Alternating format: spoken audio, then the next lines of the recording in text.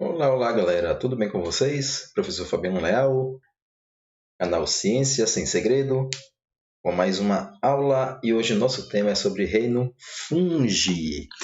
Gente, olha só, antes eu peço que você se inscreva aqui no canal, ative as notificações aí no sininho para você poder receber em tempo real esses vídeos à medida que a gente for postando aqui no canal, tudo bem, gente? Galera, olha só, reino Fungi, o próprio nome já diz, né? Compreende, na verdade, todos os fungos. Então, no caso, né, o reino Fungi, nós temos o grupo ao qual se incluem todos os fungos. A gente ouve falar sobre fungos há muito tempo, né? Desde a nossa infância. Né? Quem nunca viu um cogumelo lá quando era criança, quem nunca ouviu as histórias, né? Em quadrinhos assim, que tinha cogumelos, né? As histórias, os contos de fadas, né? Os próprios Smurfs, né? Quem é daí da década de 80, quem pegou a infância na década de 80. Então, gente, né? E os fungos, então, fazem parte da nossa rotina, né? Na verdade, nossa rotina aí desde criança. Vamos lá. Mas para a gente conhecer um pouquinho mais sobre fungos, nessa aula a gente vai falar especificamente das características gerais dos fungos. Então, primeira coisa, gente, né? Primeira característica que a gente vai falar sobre fungos aqui, e em um outro vídeo, posteriormente, a gente vai falar sobre os grupos de fungos, né? Os principais grupos de fungos. Vamos lá, principais características. Os fungos, primeiro, são seres que podem ser unicelulares, ou, e existem espécies também, que são pluricelulares, certo? Existem espécies também que são pluricelulares. Então, temos espécies aí como as leveduras, que são unicelulares, e os cogumelos, como os champignons, por exemplo, utilizados em salada, utilizados em estrogonofe, né, culinária, são fungos pluricelulares. Dentre tantos outros que a gente vai ver ao longo dessas aulas. Outra característica é que os fungos são heterótrofos. Heterótrofos.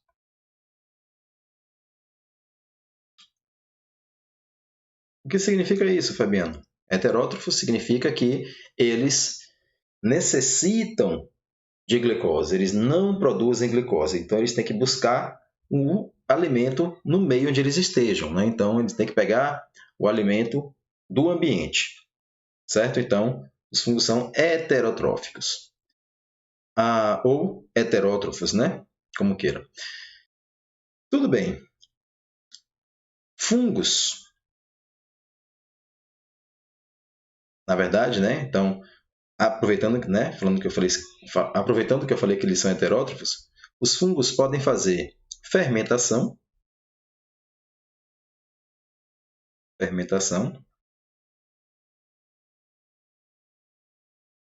ou podem fazer respiração.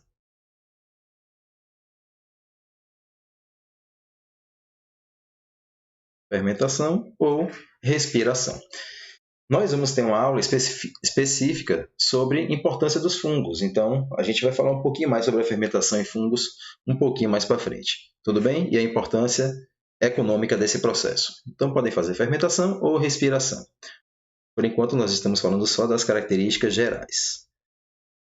Fungos também, né, uma característica muito marcante dos fungos, que a gente vai falar também depois mais sobre isso, é que são seres saprofágicos. Saprofágicos. Seres saprofágicos são seres que se alimentam de matéria orgânica morta. Né? Então, matéria orgânica morta, e eles vão aproveitar e fazer um processo de decomposição dessa matéria orgânica. Né? E os fungos, então, são decompositores, juntamente com algumas bactérias, né? Ou decompositores. Tudo bem, falaremos mais sobre isso também. Tá? Os fungos também vão apresentar, né, os que são pluricelulares, vão apresentar células, no caso, né, eucariótica, e em forma de fio, chamada de hifas. Então, os fungos vão apresentar, então, ó, a célula eucariótica. Então, os fungos são eucariontes.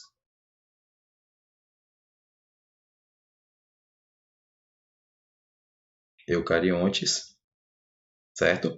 E significa, né, que esses seres eucariontes, a gente sabe que são seres que vão apresentar um núcleo organizado com material genético dentro desse núcleo, organelas membranosas dentro da célula e, além disso, no caso dos fungos, essa célula eucariótica, né, no caso dos fungos pluricelulares, essas células vão ser chamadas de hifas. Então, nos pluricelulares,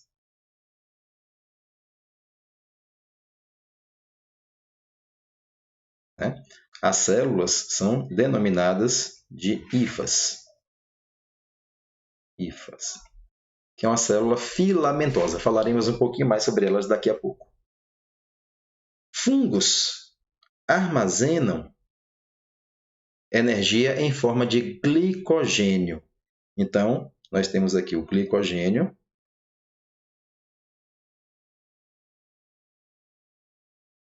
Glicogênio como reserva energética.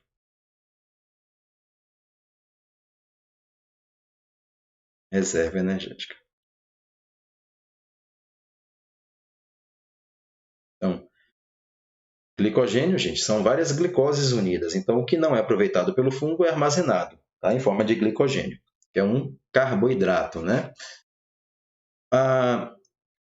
Além disso, os fungos vão se alimentar a partir no caso, né, a partir da liberação de enzimas fora do corpo deles, com posterior absorção de nutrientes. Então, a gente vai dizer que a digestão nos fungos é extracorpórea. Digestão extracorpórea, ou seja, fora do corpo. Extracorpórea,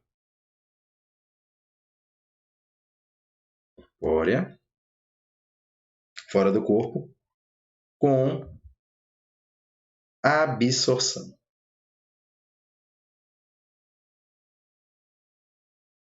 Tá? A absorção dos nutrientes. Então, ele digere fora do corpo e absorve esses nutrientes juntamente com a água. Então, os nutrientes entram pelas hifas a partir, né, juntamente com a água. Então, digestão extracorpórea com absorção.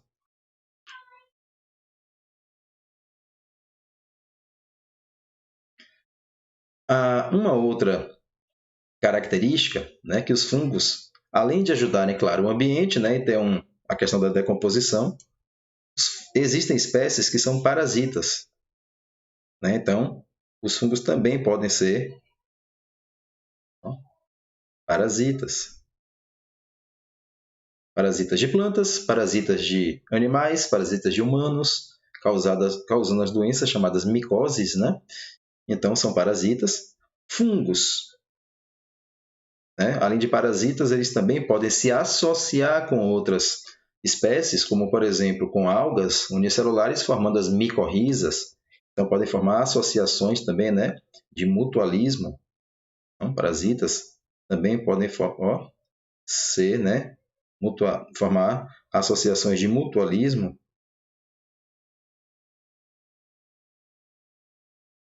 Né?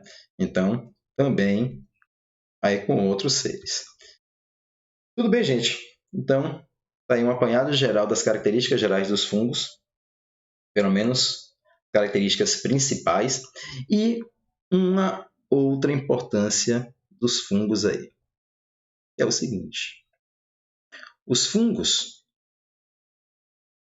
também, ainda dentro de características gerais,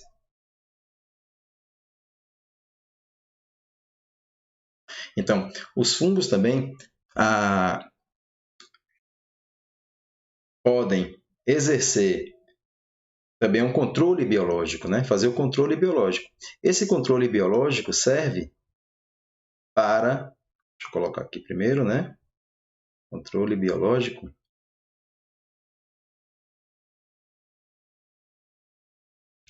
Eles, como são parasitas, eles fazem também com que alguns seres acabem não tendo uma superpopulação, como por exemplo insetos, né? Então eles fazem o controle biológico de que forma?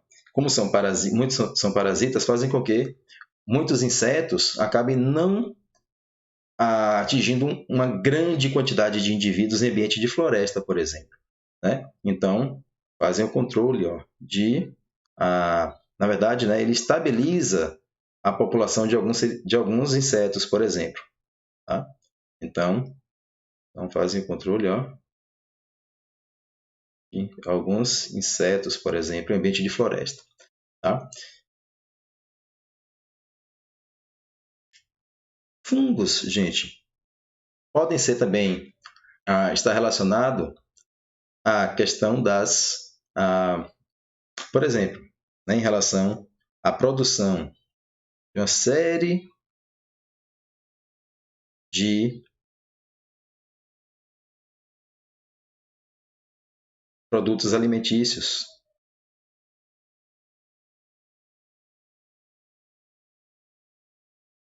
Produtos alimentícios. A gente pode citar alguns exemplos aqui desses produtos alimentícios.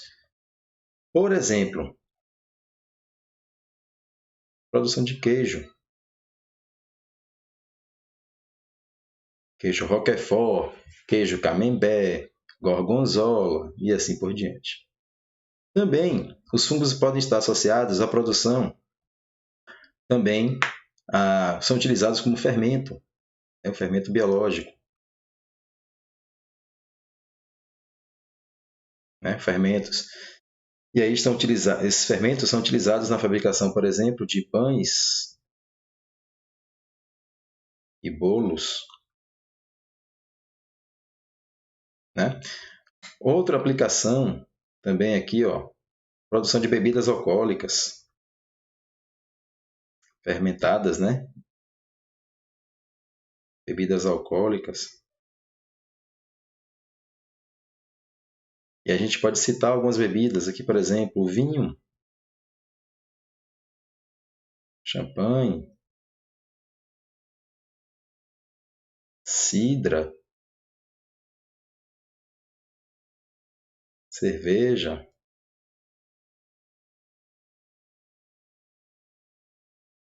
tá? E aí tantos outros. Então, produtos alimentícios também, né? Além dos próprios fungos que também podem servir de alimentos, né? Então, como por exemplo o champignon, né? Outra importância dos fungos aqui, que a gente pode colocar aqui dentro também de importância ecológica, né? A gente pode colocar também, melhor, né? Importância econômica, perdão. A gente também pode colocar, ó, a produção de antibióticos. Produção de antibióticos.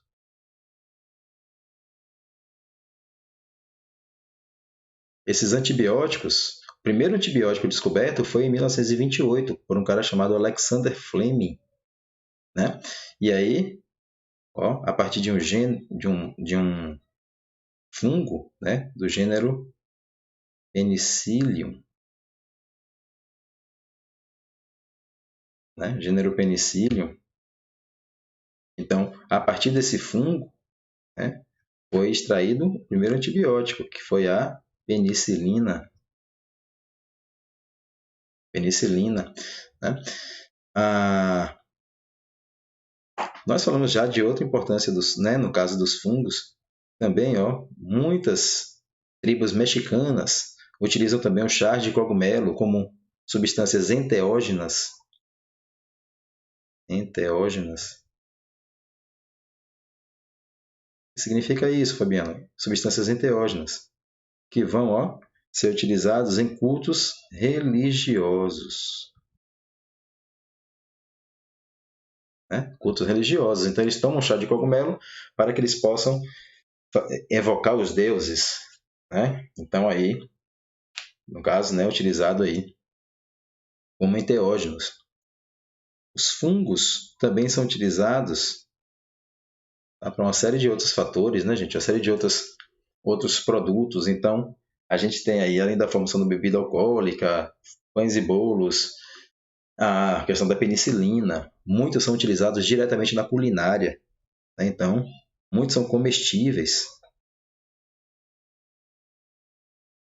né, na culinária. Aqui a gente tem um exemplo do champignon, né, que é o Agaricus campestris. Agaricus campestris, né, que é o famoso champignon, cogumelozinho. Você tem aí também, no caso, né, as trufas, trufa verdadeira, né, caríssima,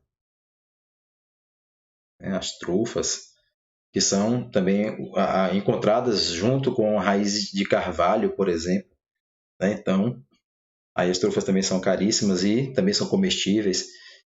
Resumindo, gente, a gente vê aí uma infinidade de utilizações aí dos fungos, né, pelo ser humano. Além, claro, da decomposição, que eu não posso deixar de citar, né, que talvez seja a função principal dos fungos, né, decomposição da matéria orgânica, né? Então, isso é importante por quê? Porque faz a reciclagem da matéria orgânica, deixando disponível para as plantas. Ó, esses nutrientes. Reciclagem da matéria orgânica. Da matéria orgânica.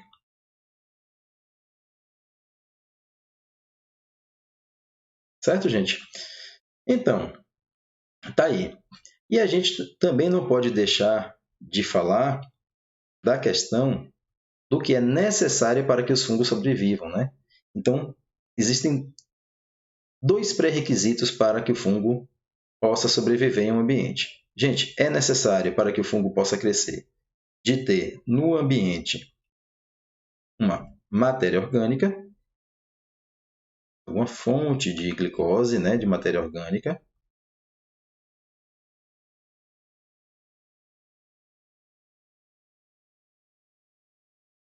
e é necessário também que no ambiente tenha, claro, a umidade. Certo? Então, dois pré-requisitos básicos para que o fungo sobreviva: matéria orgânica e umidade. Gente, em relação ao corpo do fungo, a gente tem aqui, ó, os fungos pluricelulares, duas estruturas aqui importantíssimas. Os fungos que são pluricelulares vão apresentar células filamentosas.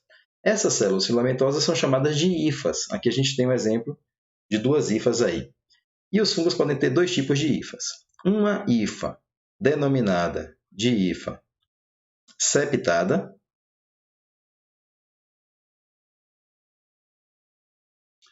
e uma outra hifa, um outro tipo de hifa, chamado de hifa não septada, ou também chamado de hifa cenocítica. Certo? Vamos observar aqui. Aqui você tem um fungo, né, em que você tem, ó, o citoplasma no seu interior, aqui da hifa, e repare essa paredinha que eu vou destacar aqui. Ó, essa paredinha aqui, nós temos, ó, isso aqui que eu estou pintando em verde, é o septo.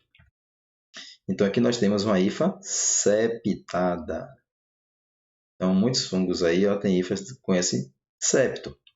E repare que o septo não é totalmente fechado, né? Ele tem aqui ó, uma abertura. Essa abertura aqui nós chamamos de poro do septo. Poro do septo. Então, ela permite o fluxo de substâncias entre um compartimento e outro, tá? Na hifa. Temos também na hifa, gente, claro, membrana plasmática, porque é uma célula, e temos também aqui ó, uma estrutura que é a parede celular. E a parede celular, devido ao fungo estar associado à umidade, né, tem que ter parede celular para evitar o excesso de água aí né, que vai evitar que o excesso de água em seu citoplasma acabe causando a ruptura da célula. Então, essa parede celular é formada por uma substância que está presente também em alguns animais, como insetos, formando o exoesqueleto de insetos, que é, aqui no caso, a quitina. Então, a parede celular está presente tanto em hifas desse tipo, que é a hifa septada, que tem esse septo, como também numa hifa não septada ou cenocítica, que é esse caso. Repare que você vê o citoplasma aqui, ó, na hifa, mas você não vê compartimentalização, certo? Você não vê compartimentos internos aqui. Tá, gente? Então, são os dois padrões aí. Já os fungos unicelulares não vão possuir esse tipo de formação, não vai possuir esse tipo de estrutura, tá? Porque as hifas só estão presentes nos fungos que são pluricelulares. Tudo bem, gente? Pessoal, eu peço que, né, agora vocês acompanhem, na verdade, a nossa série de aulas aí sobre fungos, tá? Que a gente vai agora falar de mais novidades aí sobre fungos nas aulas posteriores. Beijo a todos, peço que se inscrevam aqui no canal mais uma vez, tá? E compartilhe com seus amigos aí. Se você gostou, indique para os amigos, se você não gostou, indique para os inimigos. Grande abraço e até a próxima aula.